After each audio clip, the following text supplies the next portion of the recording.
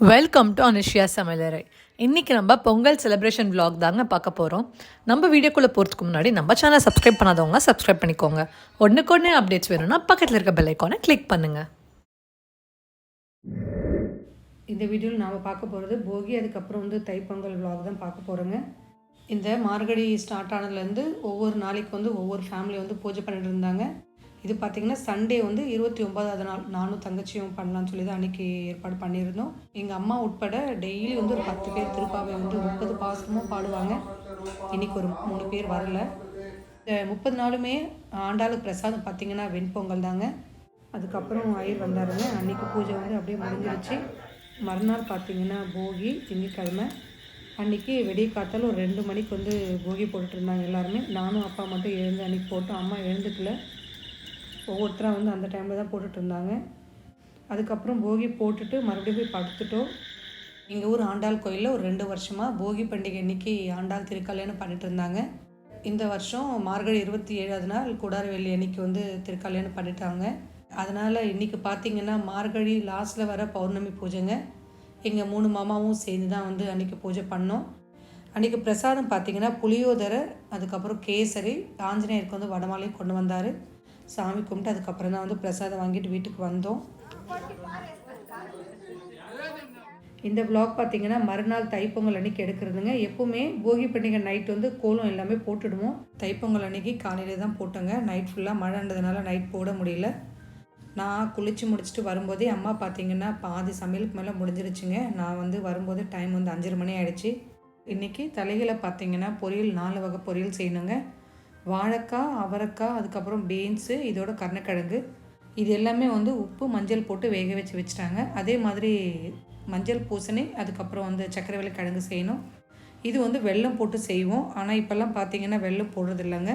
ரீலாகவே செஞ்சிட்டோம். இதையும் வேக வச்சுட்டாங்க. இனிமேல் ஒவ்வொன்றா தாளிக்கணும். இது பார்த்திங்கன்னா கீரைக்கடையில் தாளிச்சிட்ருக்காங்க. ஆல்ரெடி உளுந்தம்பருப்பு ஊற வச்சுட்டாங்க. மோஸ்ட்லி யூஸ் பண்ணுறது கருப்பு உளுந்து தான் யூஸ் பண்ணுவாங்க. இந்த மாதிரி ஏதாவது விசேஷ நாளில் கழுவ லேட் ஆகுன்றதுனால கடையில் வாங்கின வெள்ளை உளுந்தே ஊற வச்சுருந்தாங்க. அதை நல்லா வாஷ் பண்ணிவிட்டேன். இனிமேல் தான் அரைக்கணுங்க. இன்னொரு சைடு பார்த்திங்கன்னா பாயசம் செய்யலான்னு சொல்லி தான் நான் பாத்திரத்தில் தண்ணி ஊற்றி வச்சுருக்கேன். தண்ணி கொதிக்கும் போது ஜவ்வரிசியை வாஷ் பண்ணி சேர்க்கணும். இந்த மிக்ஸி ஜாரில் பார்த்திங்கன்னா தயிர் வடைக்கு தான் அரைச்சிட்ருக்கேங்க. தயிரில் சேர்க்குறதுக்காக அரைச்சிட்ருக்கேன். இதில் பார்த்திங்கன்னா கடுகு, அதுக்கப்புறம் இஞ்சி, பச்சை மிளகாய் இதெல்லாமே அரைச்சி தயிரில் சேர்க்கணும். டேஸ்ட் ரொம்ப நல்லா இருக்குங்க. எங்கள் ஸ்டைலில் தயிர் வடை ஒரு டைம் ட்ரை பண்ணி பாருங்கள்.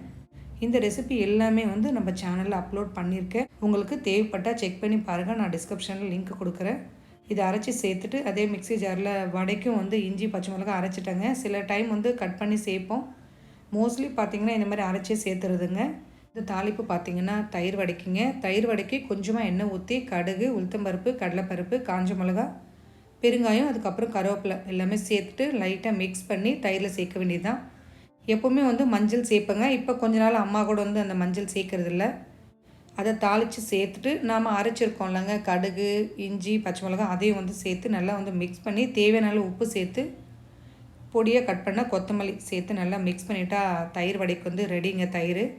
இனிமேல் வடை செஞ்சு தான் தயிரில் சேர்க்கணும். எங்களோட பழக்கம் பார்த்திங்கன்னா தைப்பொங்கல் டைமில் இந்த ரெசிபி எல்லாமே சமைச்சி பெரிய வாழையில போட்டு அதில் தான் படையெல்லாம் போடணும். பொரியலே ஒரு 5-6 ரகம் போடணுங்க. அதே மாதிரி கத்திரிக்காய் கடையல், கீரை கடையல், புதினா துவையல், அதே மாதிரி சாம்பார் பார்த்திங்கன்னா காய் சேர்க்காத சாம்பார் தான் இன்றைக்கி செய்யணும்.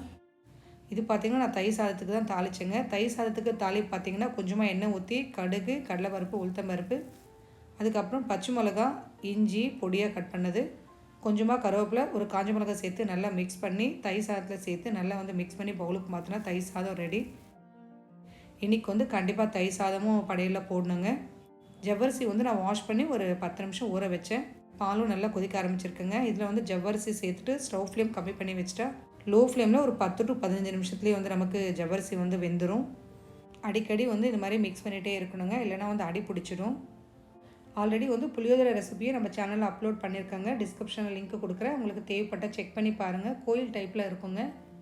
புளியோதரை தாளிப்புக்கு பார்த்திங்கன்னா நல்லெண்ணெய் சூடானதுக்கப்புறம் கடுகு, உளுத்தம்பருப்பு, கடலைப்பருப்பு, அதுக்கப்புறம் ஜீரகம், கொஞ்சமாக மிளகு, அதோடு வந்து வேர்க்கடலை, பெருங்காயம், 2 காஞ்ச மிளகா, கொஞ்சமாக கருவேப்பிலை, இதெல்லாமே சேர்த்து நல்லா மிக்ஸ் பண்ணி ஸ்டவ் ஆஃப் பண்ணிவிட்டு கொஞ்சமாக மஞ்சள் தூள் சேர்த்து நல்லா வந்து கலந்து ரைஸில் சேர்த்து நல்லா மிக்ஸ் பண்ணிவிட்டு அதுக்கப்புறம் புளிக்கரைசலில் சேர்க்கணும். வந்து பாயசத்துக்கு கொஞ்சமாக முந்திரி திராட்சை வறுத்து சேர்த்துட்டா பாயசமும் ரெடி. கடைசியாக புதினா துவையல் வந்து ரெடிங்க. புளியோதரையாக மிக்ஸ் பண்ணணும்.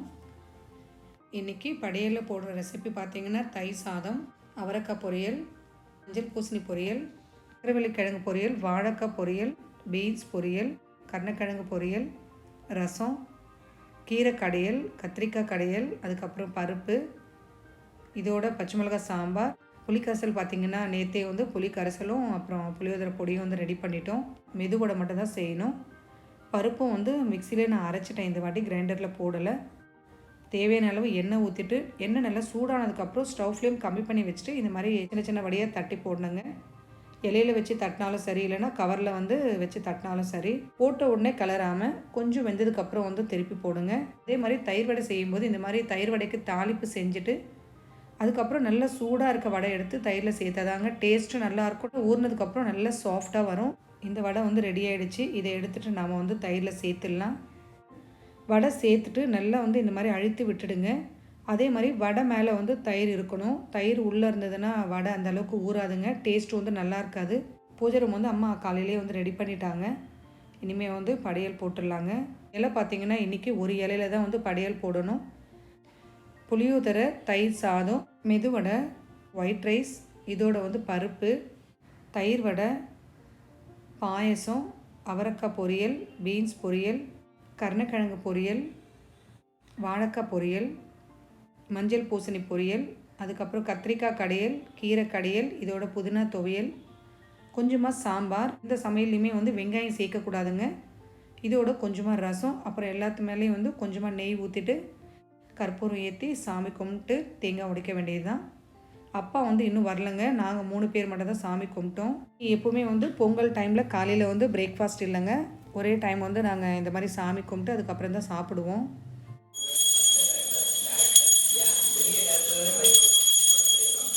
வீட்டில் கும்பிட்டு அதுக்கப்புறம் பார்த்திங்கன்னா சூரியனுக்கும் வந்து கற்பூரம் ஏற்றி தேங்காய் உடைப்பாங்க. இங்கேயும் வந்து விளக்கேற்றி வெத்தலை பழம் வச்சு தேங்காய் உடைச்சி சாமி கும்பிடுவாங்க.